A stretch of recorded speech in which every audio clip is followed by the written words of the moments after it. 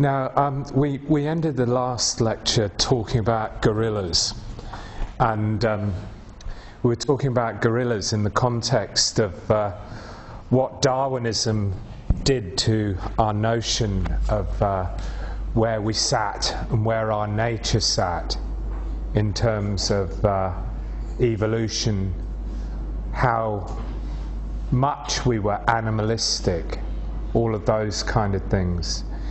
And I mentioned as well that in origin, Darwin singularly failed to talk in any way, shape or form about the implications of his theory for the human species.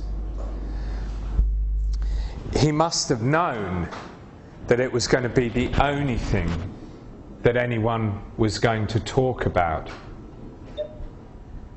Is that a sound from outside, or is it coming through the... It's outside. It's outside, is it? Okay, good. You can never tell with these things. He must have known that it was going to be the only thing that anyone was going to talk about. The extent to which human nature was animal nature, the extent to which we had emerged or shared common ancestors with the lowly beasts who previously had been denied the existence of even a soul. So it was very rapidly, as we saw with the debate at the British Association for the Advancement of Science in 1860, it was very rapidly that the issue of the men-monkey relations cropped up. And really it was never to go away. And if you look at the kind of work that not the intelligent design lobby, but the creationist lobby produces, a lot of it is about monkeys. You look at that absolutely classic episode of South Park, Go, Go, Go. It's about monkeys.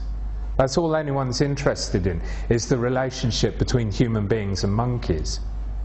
And so it came to pass that Richard Owen and Thomas Huxley entered into a debate that was vicious and drawn out. It has to be said that the two of them had, as they might say in a British TV cop show, previous form. Sometime during the 1850s, they'd fallen out. The suspicion is because Huxley did not believe that Owen was acting in a way that a patron should act. In other words, he was wanting Owen to be his referee. He was wanting Owen to ease him into jobs in universities and stuff like that, because that was the role that a senior man of science like Owen should be taking. And Owen was happy to do that for Huxley and many other people. But he did it in such a way that Huxley felt that he was being patronised. Huxley is an incredibly prickly individual. Incredibly prickly.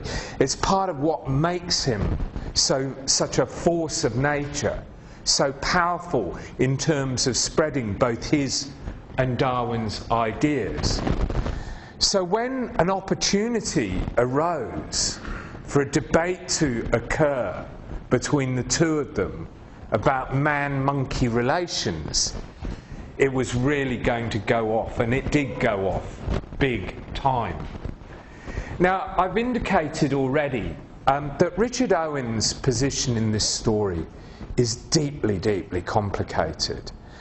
He's quite often portrayed as this cartoon baddie, the man that stands up against Darwin and spouts the old creationist nonsense.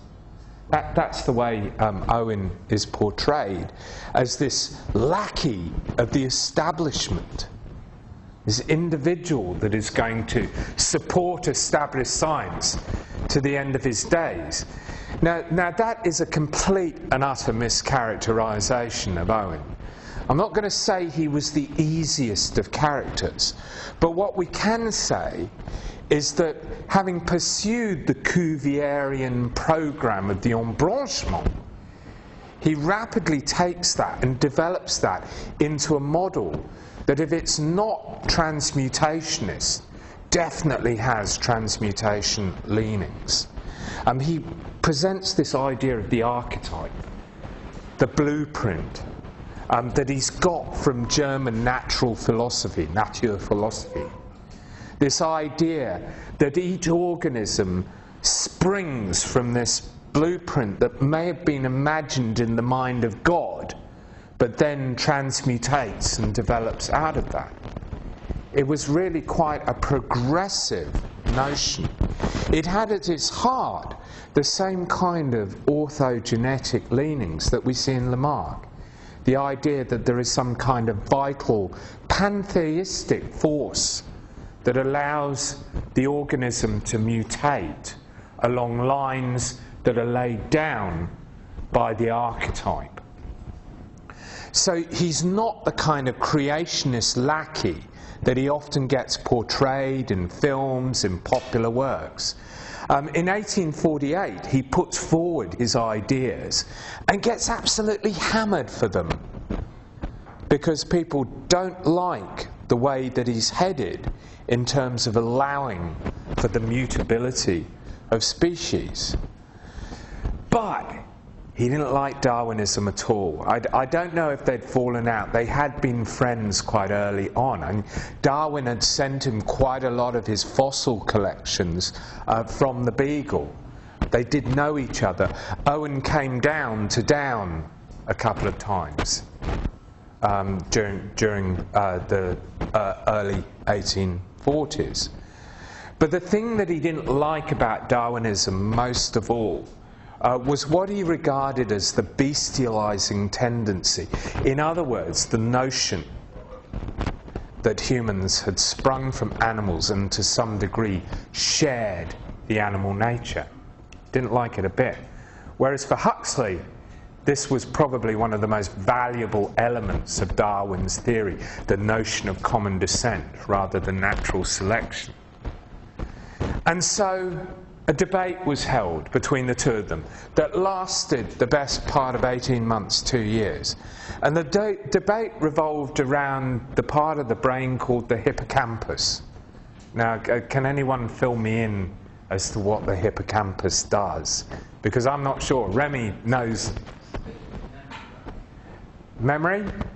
Hippocampus, is that right? Anyone? Help? I'm getting a few head nods. Yeah? No, you don't. You're just having a little stretch.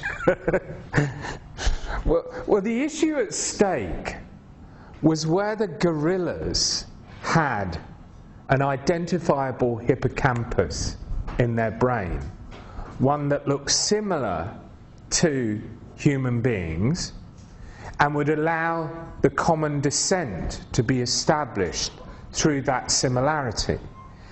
And this is not a simple task, because obviously gorilla brains are not two a penny.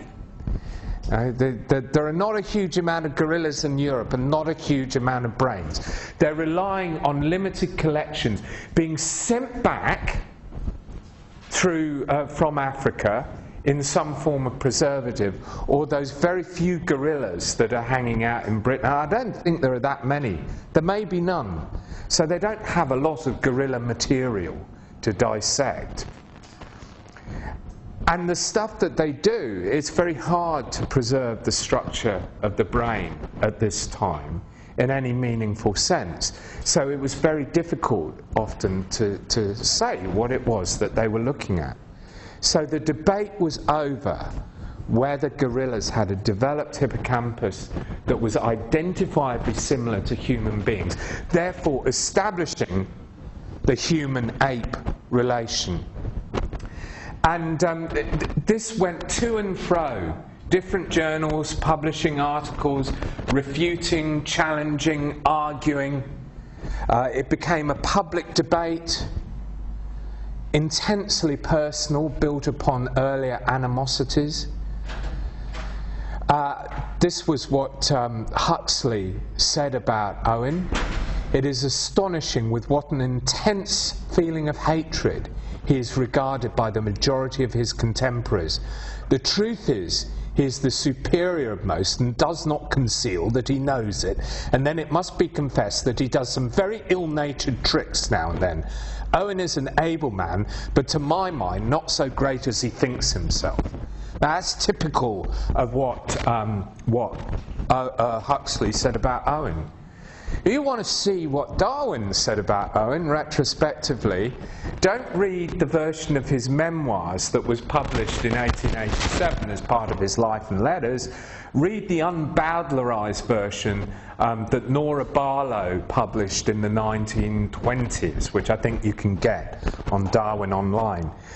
In the original memoirs, it was edited out. Owen was still alive in 1887, looking considerably older than he does in that picture. But Darwin was really rude about him. So Darwin tended to share this opinion. Now, the chances are that was because of the review that Owen had written about origin in 1860, which had been pretty scathing. So there's a lot of animosity going on here that is fueling and firing the man-monkey debate.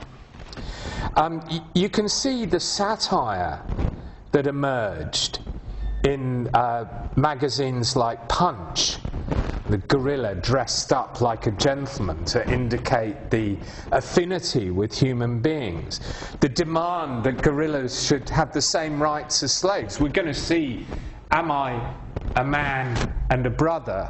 a similar slogan later on in this lecture when we look at slavery. This has been versified, parodied, satirized. Then Huxley and Owen, with rivalry glowing with pen and ink, rush to the scratch. 'Tis brain versus brain till one of them's slain. By Jove, it will be a good match. Says Owen, you can see the brain of chimpanzee is always exceedingly small, with the hindermost horn of extremity shorn, and no hippocampus at all. Oh, they're great, the Victorians.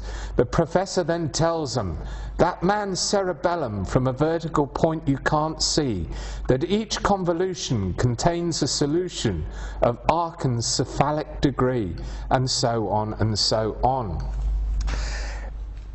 In the end, Huxley provided more and more evidence that the hippocampus was there. And Owen provided more and more evidence that it wasn't. But in the end, Huxley got fed up, believing that he had won the day, and announced that he was tired of re-slaying the slain. Hence the quote at the top. He was bored of it, he was moving on. And what he moved on to was man's place in nature, where he used illustrations like this to demonstrate the affinities between monkeys and men, between apes and men. So that is how the early debate panned out in terms of the bestial nature of human nature. I guess it's up to us to decide the extent to which Darwinism introduces the notion that somehow our human nature is part animal nature, somehow that we're less than that model that we see in the great chain of being.